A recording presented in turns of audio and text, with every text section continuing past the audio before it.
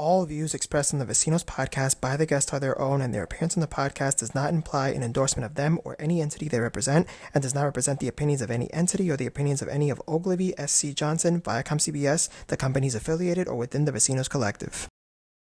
Vecinos brings together a vibrant and diverse community of Latinx employee resource groups committed to fostering an environment of inclusion, visibility, and professional development through collaboration, networking, and mentoring its members and the Latinx community at large. On today's episode, our two-part special with last week's moderator Amilcar Priestley and guest panelist continues, focusing on the impact of the Black Lives Matter movement on the Latinx community and on conversations around Afro-Latinidad.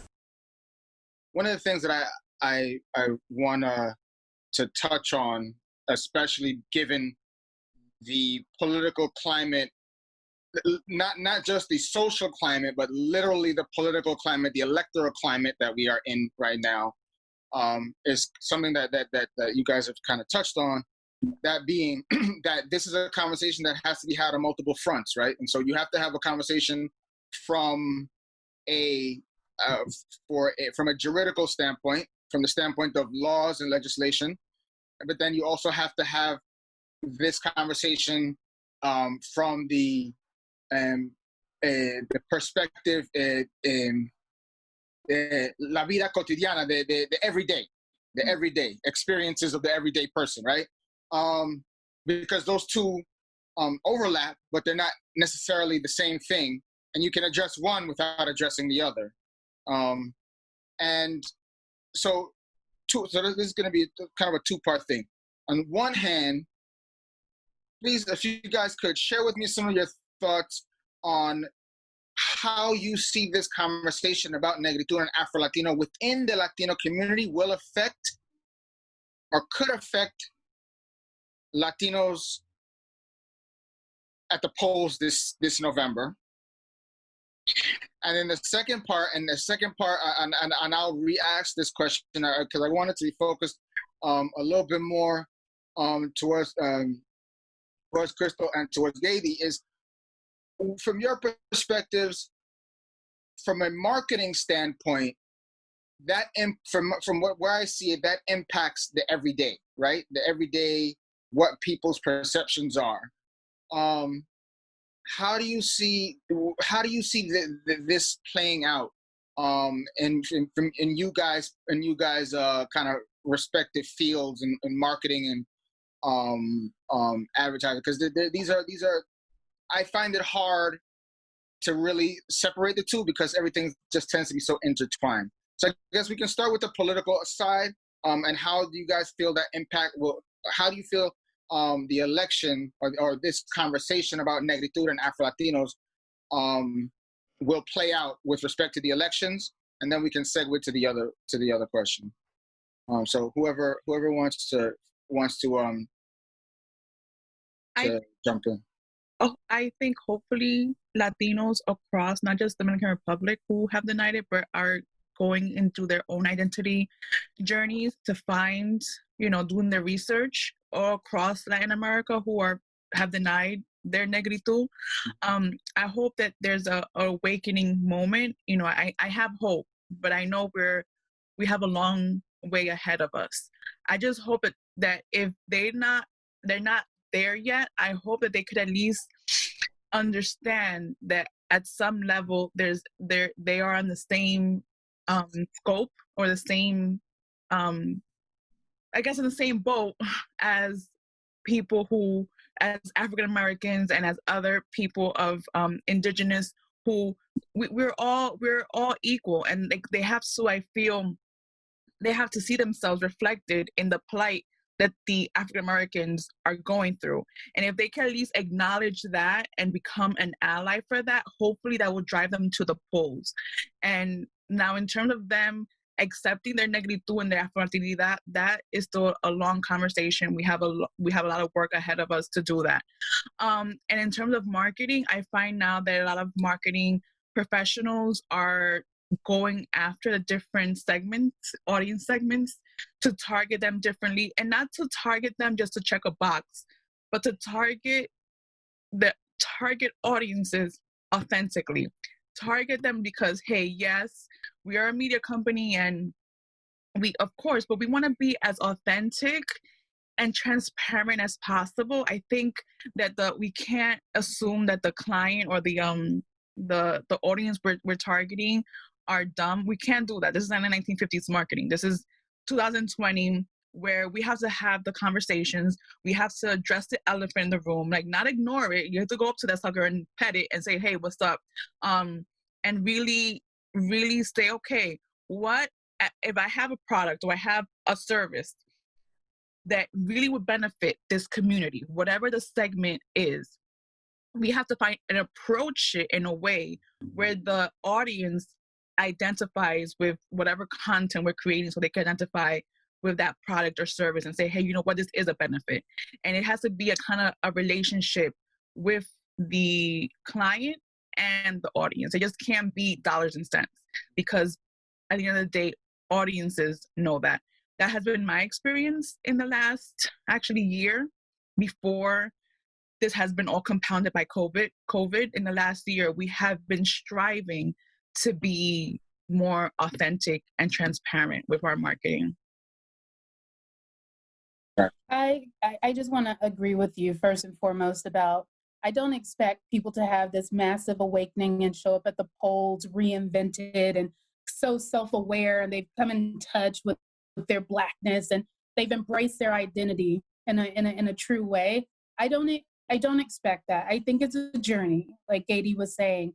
It's a journey, and I think what this first piece of people confronting the reality that they need to actually check themselves, right, and understand like how this intersection, if you will, is actually not even an intersection, but to understand how this is I mean, you're so blended. It's a blended situation. It takes me back to that expression that I know we'll talk about, but tu lucha es mi lucha, right? To understand that there is, like, we are in this together, and we share an identity. There's a piece of who I am that is a piece of you.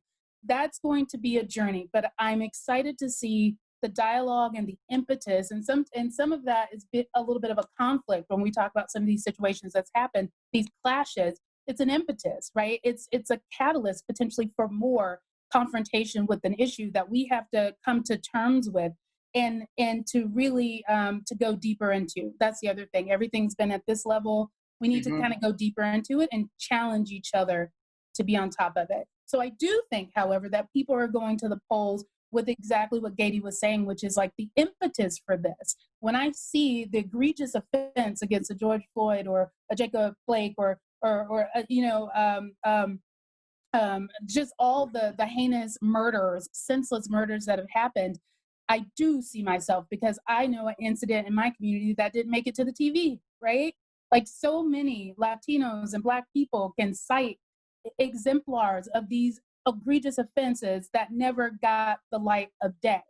And so I'm hoping that this is also just enough fodder and flame and fury for people to show up, and you vote according to what you hopefully are holding our government at every level accountable for, right? Even as you're still going through your identity reconciliation, hold people accountable. And I think that is something that we can expect our communities, Black and Brown and all types of diverse communities, to hopefully show up and do, is go and accountability in mind.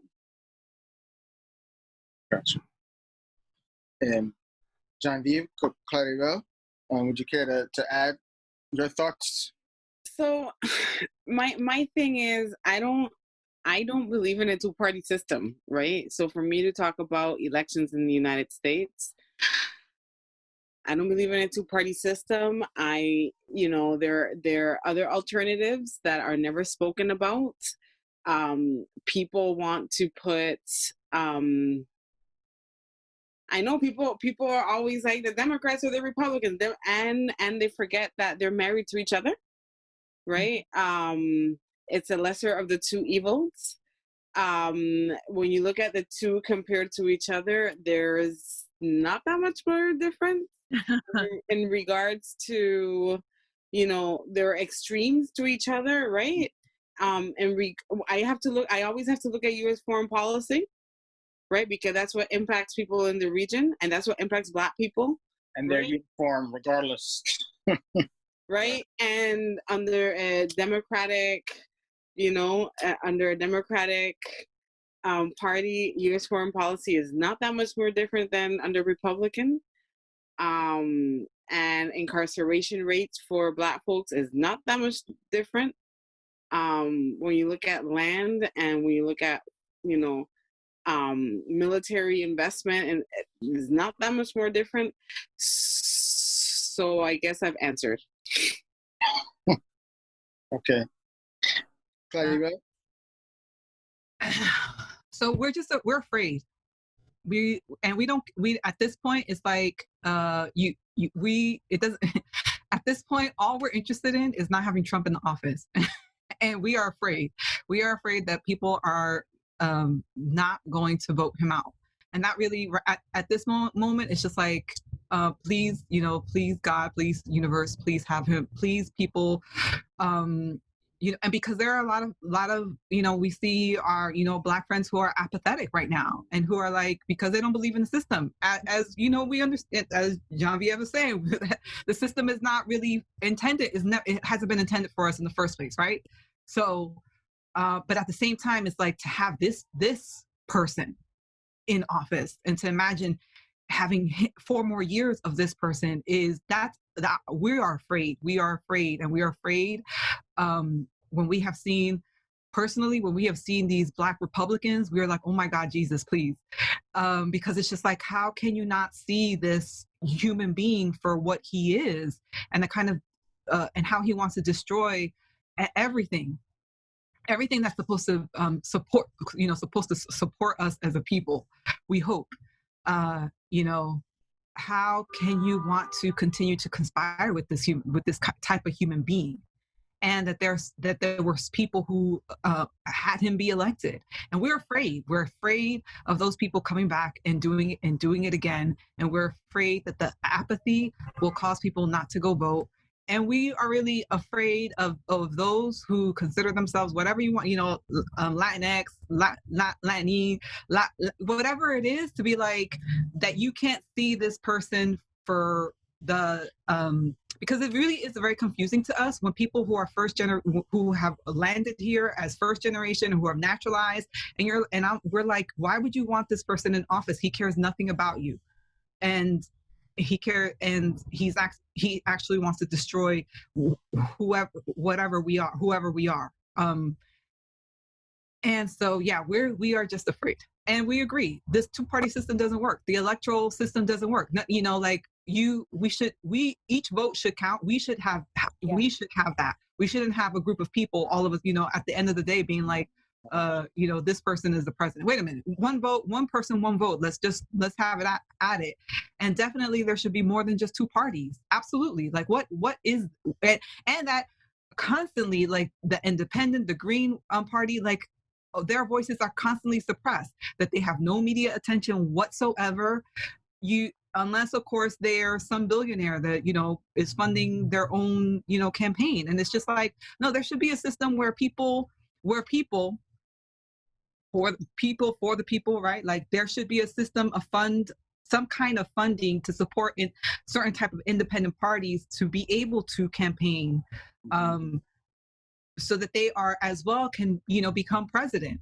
It shouldn't have to be, it's still inside of this capitalistic model. You have to raise all this money when there are those who may not have that kind of network, or connected to somebody who could give them, immediately what they need, like that. So yeah, that's our take on it. Can I just add on something there? Because hearing what you said also just inspired another thought.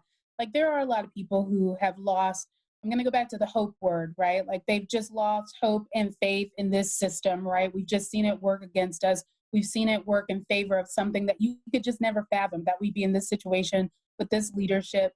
But then also they've lost hope because, to your point, not having a more plural system, people are having a hard time seeing a candidate that represents who they are. And I'm not even just saying that they're looking for a Black or Latino candidate, but in terms of a candidate who truly it believes in and is advocating for those areas of interest that you have, like truly understands, you know what I'm saying, in terms of these social justice issues and police brutality, really digging into that and have a thoughtful platform and plan for it. A lot of people are lacking that. They feel like they don't have still a good option. And so they're just like, well, I'm just not going to vote at all. So that is something I also fear. Is just, I know the system is broken. I know the election process is not, in very ways, is stacked against us in a lot of ways. And I know that to be true. But I'm just hopeful. And I think part of our role and our job is to keep pushing people to participate, right? To show up, to use that vote that they do have, but then also to get loud in terms of how can we actually influence changes in the system? How can it be more of a general vote? I know that's it's ambitious, but it's something that we can advocate for. Also, I just want to mention, watching the election just happen in the Dominican Republic. My husband's Dominican, and seeing it's so, I feel like all of these issues and voting systems, political systems are just everywhere, right? It's just because they're trying to replicate, a lot of them are trying to replicate what we do here, right? And it's creating problems in other places. So it's quite heartbreaking because I heard his family say the same thing. I don't like either one of these candidates, right? And so you're left without an option, and people removing themselves from the process because they don't have enough representation to have a choice, right? People feel that they've lost hope because they don't have a choice. I also wanted to add something, right? Because people focus, and this is because I'm part of the education system here and the marketing, again, of how government works, that people don't know that there's 3 branches of government: the legislative, the executive, and the judicial. And people focus in voting for the president. Yep. Even though the president doesn't make decisions over our everyday being, right? And people miss voting at local elections. And it's at the local elections, you know, I tell my kids all the time, it's at the local that where the juice is at. This is why we have to be actively, this is why we have to be active politically, locally, where we live. So folks have to vote locally as well. This is where seats are open and people don't vote.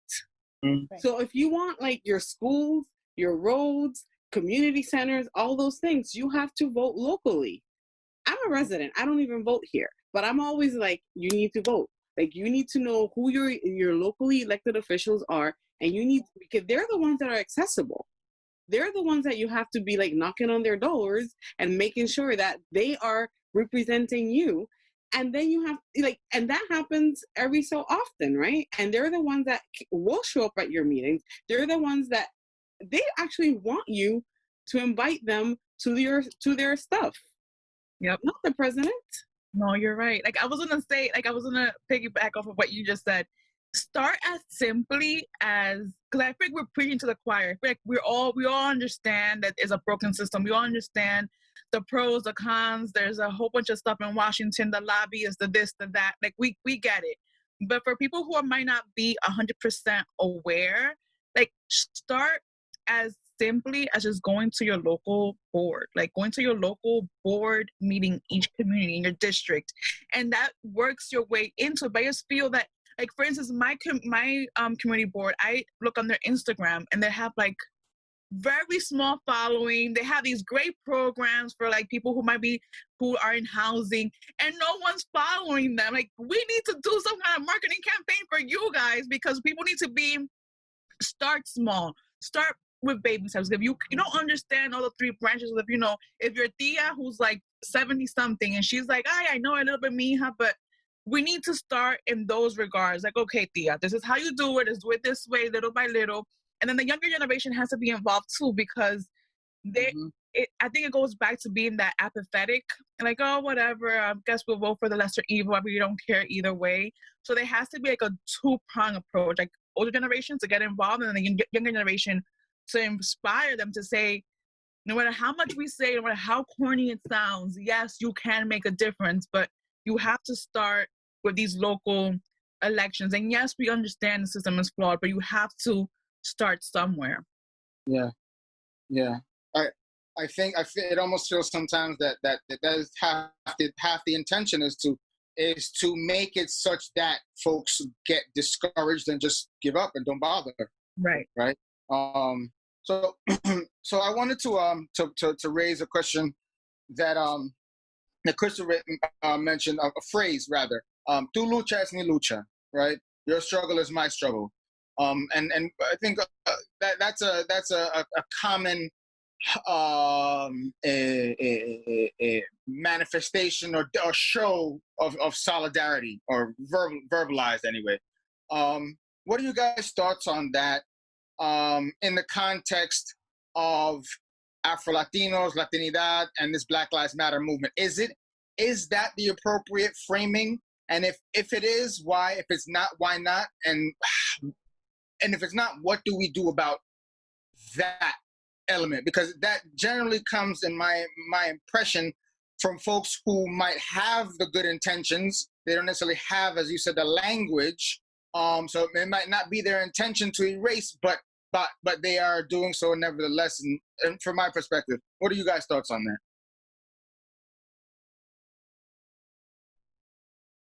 We're thinking.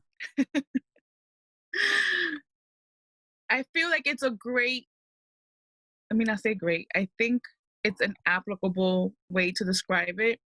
Tu lucha es mi lucha. So you can see yourself reflected, and we're all in this together. Mm-hmm. I just, what scares me about something like that is that they're gonna become dissociated from African Americans here. They'll say it as, well, like, they have one issue, mine's is another. So it might create a chord of, not tension, but like, okay, I get where you're coming from, but that's not my thing. Like, it might separate instead of unite. That's me playing devil's advocate.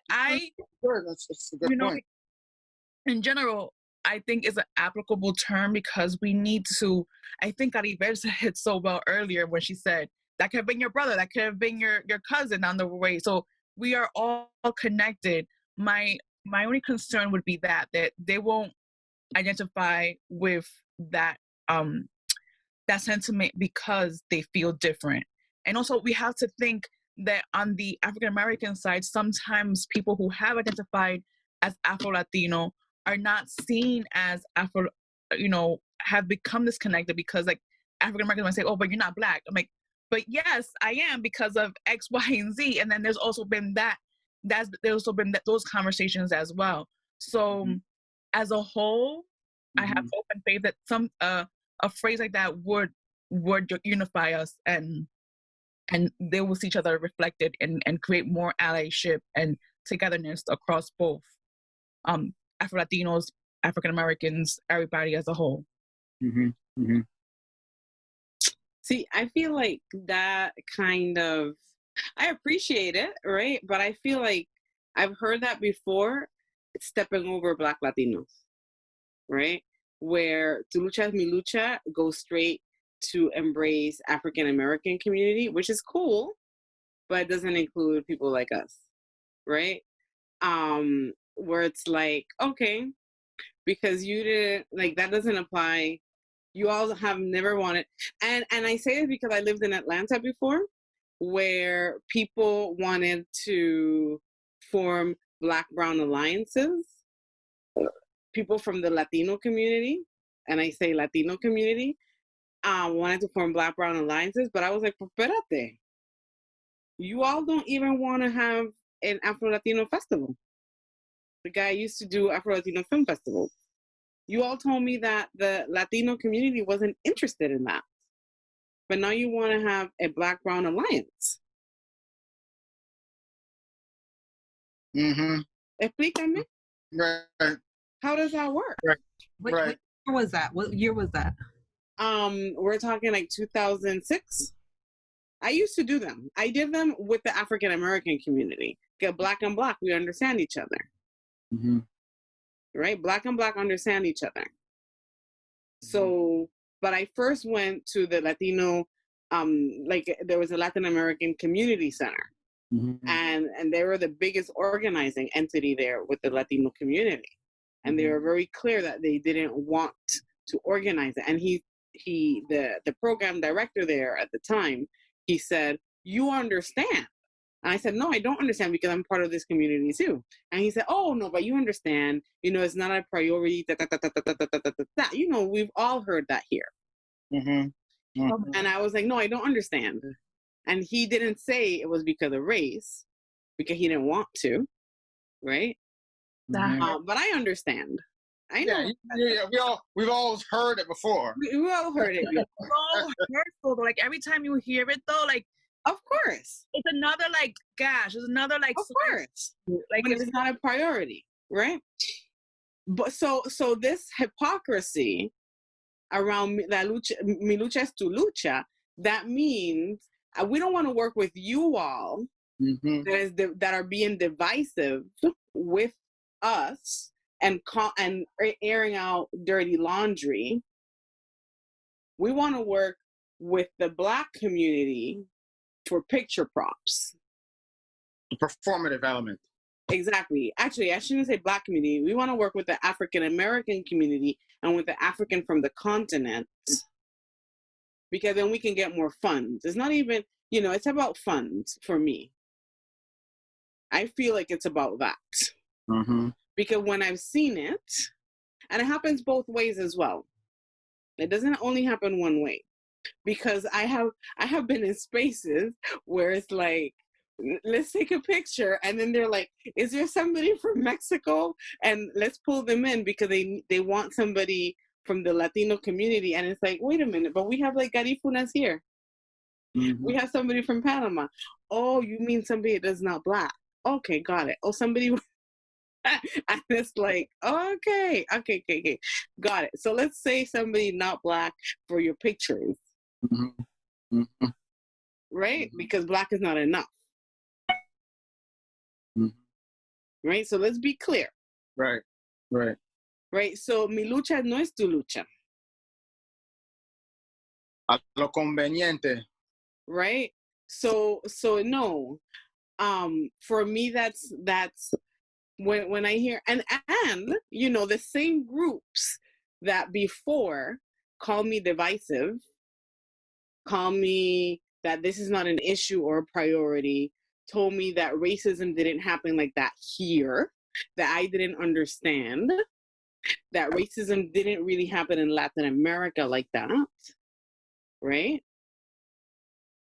Are now calling me, offering me jobs. How does that happen? Oh, because they want a Black person on their staff now that speaks Spanish. Mm-hmm. And that is sharp.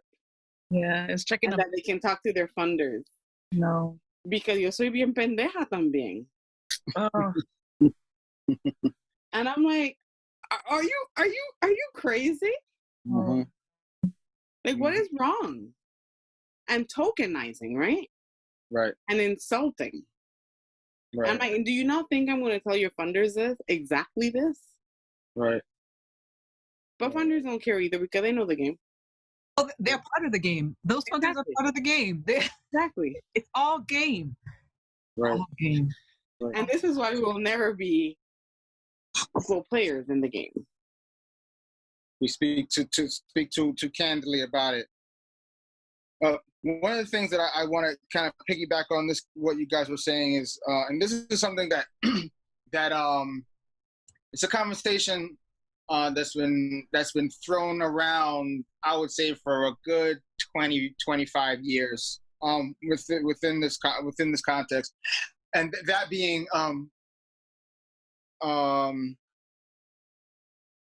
do you guys see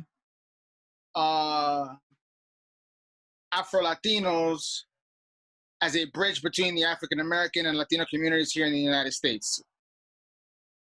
One, why or why not? And two, is that of mutual benefit for all parties involved? I don't know. I don't know. Yeah, I don't know the answer to that. And I don't know if there could be a bridge between the African American community. I think we have to do so much more learning on the Latino side. Certainly. We need to do, because the thing is right now there's a division, And yeah, we could all say we're proud to be Latino because we're proud to be this, but at the end of the day, we need to really like search within ourselves and have workshops. Maybe Genevieve can help us with some more of her workshops and as a whole, because once we understand our identity and be confident about our identity and not have one identity be more superior than the other, like, you know, for the like lighter skinned Latinos, they still have African in them and not say, oh well, I'm more this than that. No, we're all a big mix. You need to do your research, be confident once you have that research, and be proud of it and celebrate everything, and also celebrate what has been oppressed for so long.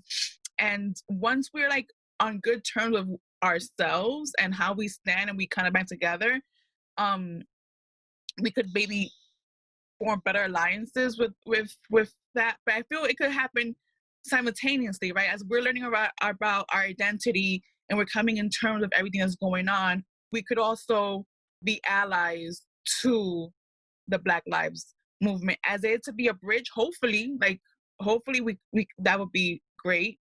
But yeah, I don't. At the end of the day, I don't. I hope yes. My faith says I hope so, but I don't know. If I may add on to that, I think I'm also being faithful about that, and hopeful and optimistic. I have to be, or else it goes to a dark place fast, I think, you know? So I have to be. But I will say also from my unique perspective, I am African American, but have had the beautiful pleasure of being so intimately included in the Latino community. I'm married to a Latino man. I have a Latino son. I live in Latino communities. I've always lived on that boundary of Black and Latino culture coming together. And so sometimes so seamlessly, I, I forgot myself. You know what I'm saying? Like and it's so beautiful when that happens. But here's one thing that had to happen for me. I think it goes back to Gady's point. There was a little bit of education because I did not understand, I know this is going to sound strange, the notion of Black Latino. Because as a Black American or an African American, I didn't see, blame it on media, representation of Black Latino. The presentation of Latino came across as very fair, very white, or sometimes it had to be this perfect blend, right? You had to look a certain way. So what I thought Brazil was not Brazil. Going to Black Brazil and finding a Black nation just blew my mind, right? Doing Afro-Caribbean studies and really understanding like how you started off this whole conversation. We all have a common ancestry, right? But how that manifests and how that looks today, a lot of people who are not either traveled or they don't live in some of these metroplexes where you get the beautiful opportunity to live with other cultures don't understand that we literally, that is my brother. You just happen to be from Cuba. You just happen to be from over here. And so there is a little bit of a gap in education. And I'm just saying that from my personal experience, seeing my own family growing up in Georgia and a part of Georgia, not Atlanta, South Georgia, right? So where there's even less diversity, you know, there's a very narrow perspective of what Latino looks like. To them, it looks Mexican, right? They don't understand Afro-Cuban or Afro-Brazilian or Afro-Dominican or Afro-Puerto Rican, what? You know what I'm saying? Like there's people who call themselves Afro-Latino from Puerto Rico because they only see one representation, one dimension of what we look like or what the Latino community looks like in these places. So I do think, while maybe not put the onus on people to be a bridge per se, I do think that it actually is quite helpful to have that representation, to have that visibility, to create those film festivals, to create those spaces and those platforms where Afro-Latino community is celebrated and shown, because it will be illuminating to your brother over here, right? It will actually bring people together to make a dialogue. It will allow people to make mental connections that, wow, that's fam. You know what I'm saying? Like, so I think it's very important. I, again, wouldn't put the onus to say, you go be the bridge, but I think it actually is quite bridging to have platforms where that representation is celebrated.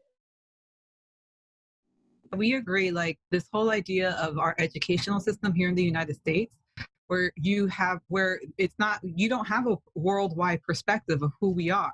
And we remember specifically, I think we were like maybe 16 or 17, and we had this thought and we were like, of uh who have Dominican, like, when did Dominicans first come to the United States? Because we were like, well, what year? And then we started searching, and we were like, the 1800s. And there was something about imagining like us here, like 1800, and we were like, oh, that's really interesting. That's not, no one talks about that in high school. No one talks about that in junior high school. No one talks about, like, at the point, nor no one talks about the reality of 1492 in general, right?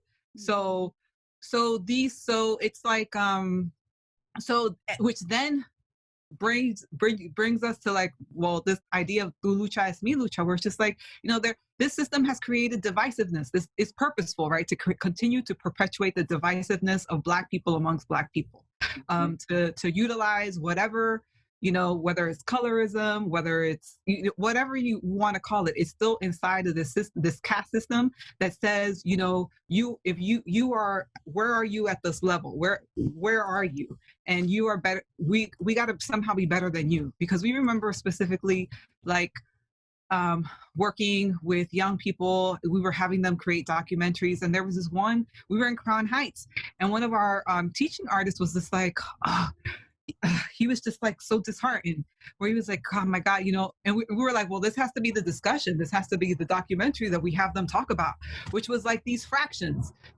between, the first generation African, the African American, and the Spanish speaking Black person.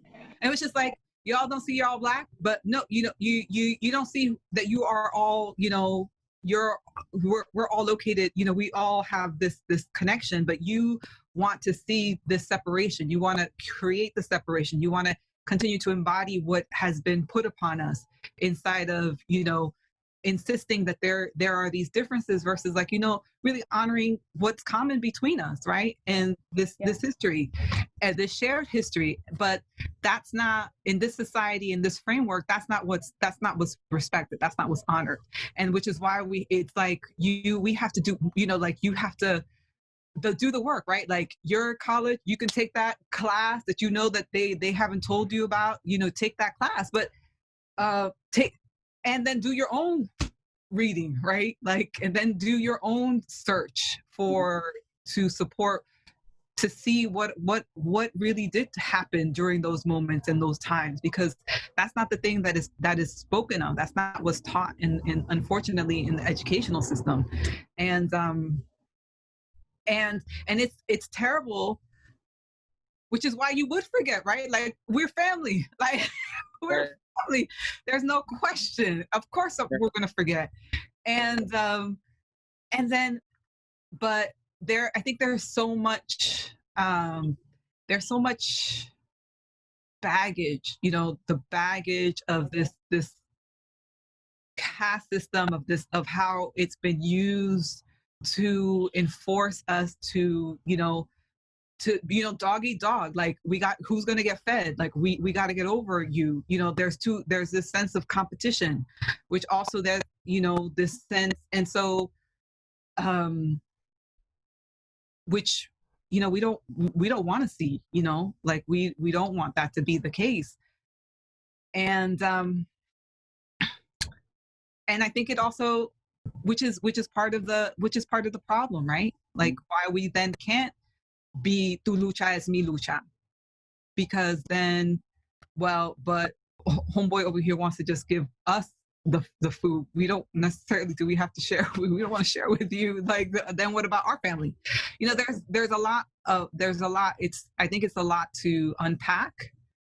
This ideology of, like, how, and we also know that it is happening right now. Like, we know that communities are coming together, and we know that Indigenous communities have always come together. Women's circles have always come together. There has always been that which has existed, which is attempting to counterbalance what inside of this capitalistic system, right? We know that there are those energies and people who are communal, who embody that, who live it, who aspire, like, that they are working towards counterbalancing what's taking place. So we just want history. We want history to be we want people to have a better sense of our history, a timeline of who and who and what, who, you know, where all this information that needs to get disseminated so we can really be a united front.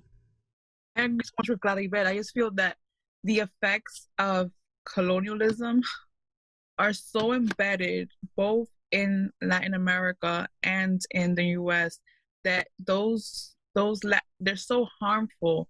And it's so, you know, colonialism happened over 500 years ago, and we're still to this day fighting to make amends for it. And there's no other word for it but to say it sucks. And I'm already like so eager to be on the other side of it, just to say, okay, we know there's movements, there's people banding together little by little. Yes, there's a lot of education that needs to be shown to people, and people have to raise awareness. But I'm just like, when do we start making progress? Like, when do we start? And I know like it doesn't happen overnight, but I just want to see something already like good, like as a whole. I want to see something good. And I have been like, you know, to Christina's point, I have been in the Bronx where there's been a lot of multiculturalness, at least in my neighborhood. I can't speak for all areas of the Bronx, but there's been Indian, there's been African American, there's been all Latinos. So I've like learned to live with that, and I've seen like how that multiculturalness is so beneficial, because you're learning about different things, and you're becoming also like not, I don't want to say acceptance, because it's not like about accepting, it's about blending it all together. Like, you know, there's a mosque down the street, and then they invite me over for like a Diwali type of thing. So it's like that beautifulness of this multicultural little mecca that I have, at least in this corner of the world. I would like to see it within the Latino world, and also with what's going on with the Black Lives Matter movement. And I just want to be on the other side of it, to have like this great cultural mecca, if you will. Well, folks, I want to thank you guys. I have a one-word response question. What word do you guys want the viewers to use, for the viewers to take away from this conversation? A single word, to the best of your ability, and we'll just go around and wrap it up. Authentic.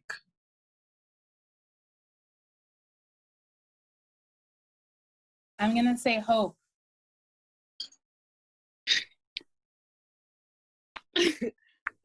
Afro-resistance. There you go. Okay. We'll say love, but really, actually, we want to say rebellion.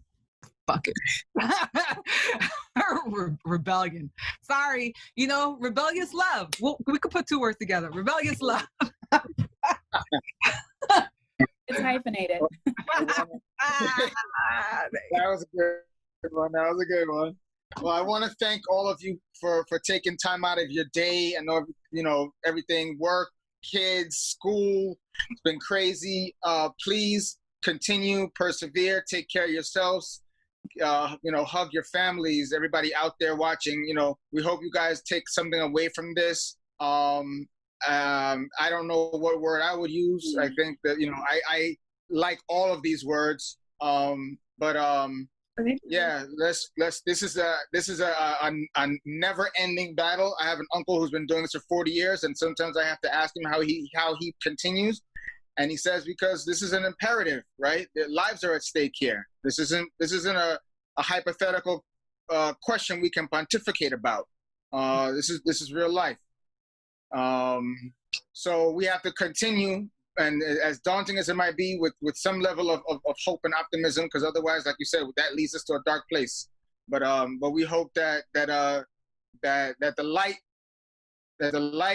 that we can shine upon some of these conversations, that we will continue to shine upon these conversations, will help others on their journey to have a greater understanding of what it means to be a Black Latino, Afro-Latino, in the United States and just in general.